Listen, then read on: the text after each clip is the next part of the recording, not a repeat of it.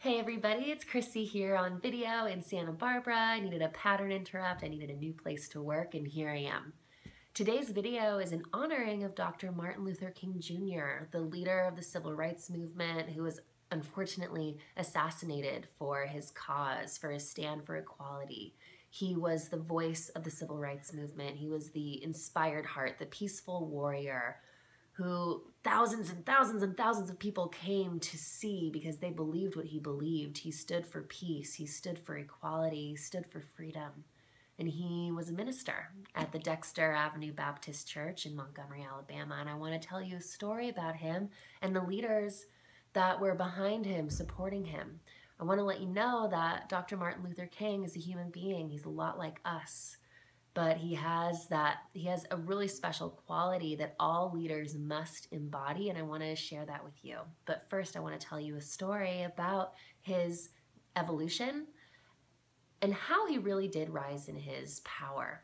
And it has to do with a woman named Rosa Parks.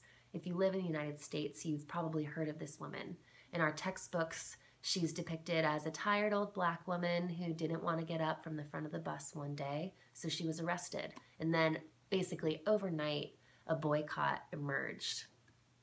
A boycott that lasted a year of black people no longer using the bus system, which financially devastated the state of the state of Alabama. And I'm here to tell you that Rosa Parks was a leader.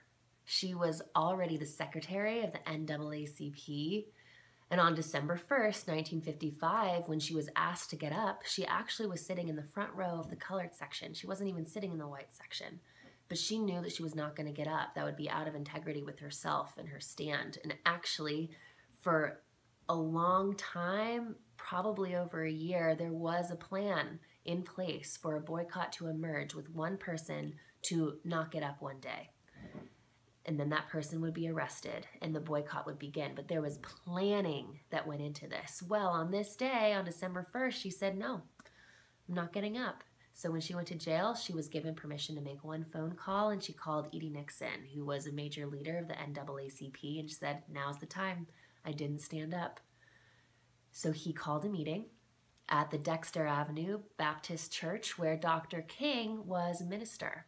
And Dr. King was new to the community. He was new to Montgomery. He wasn't a leader yet in the NAACP, but he had that inspired heart. He had that conviction that people just wanted to be around, and he knew how to move the masses with his voice. And he was only 25 years old. Wow, and I think he had a doctorate by then.